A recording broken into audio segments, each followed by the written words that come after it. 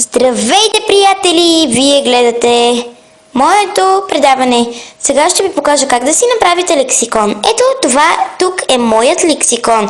За целта ще ви трябват тези неща. Маркери, цветни химикалки и една обикновена.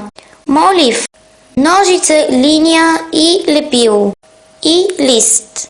За начало, ако не ви се драска по тетрадката, напишете на един бял лист лексикон с маркери и отстрани направете някакви личица и сърчица и го залепете върху тетрадката. Аз съм използвала тетрадка, но вие може дневниче или да си закупите нов от магазина.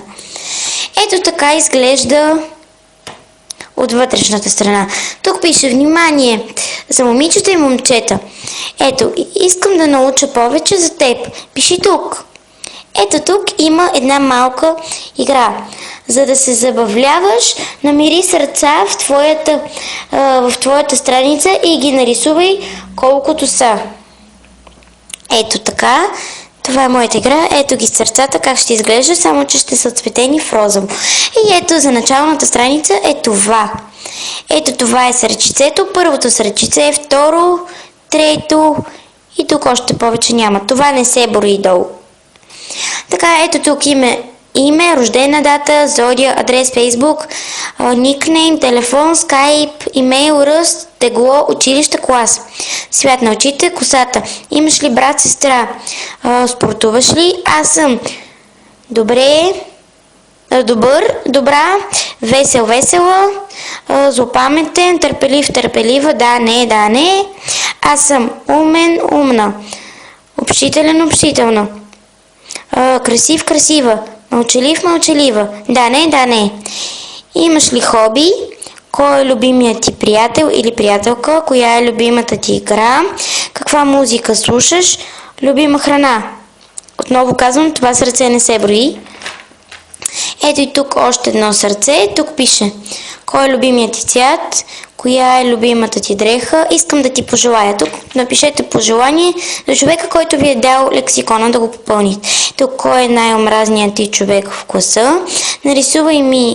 Нарисувай или залепи нещо за спомен. И ето тук още едно сърце. Това квадратче нарисувайте. Ето я играта. Тук пише: забавлявай се, намери сърца в твоята страница и ги нарисувай колкото са. Игра. Така, тук пише: не е нужно да са хубави, ако не можеш да ги нарисуваш, направи така. Пример: сърца от тире 1. Окей, това е. И тук пише: нарисувай тук, т.е. долу. Ето за това ни е лепилото. Тук има даже още едно сърце. Така, то ви е като помагащо, ако въобще нямате в страницата. И ето тук същото го пише. Да, само да ви кажа, тук съм добавила: имаш ли домашен любимец? А първата страница го няма. Но няма значение. И отново казвам, не се брои сърцето, където пише страницата. Така, трябва да е розово.